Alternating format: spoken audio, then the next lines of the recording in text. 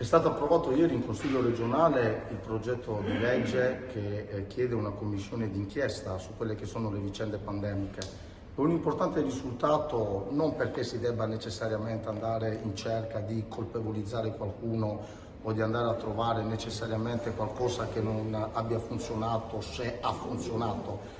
Però una riflessione, i numeri ce le impongono. Nella prima ondata di pandemia siamo su 2.200-2.300 morti, nella seconda ondata superiamo questa cifra di 4 volte e anche più.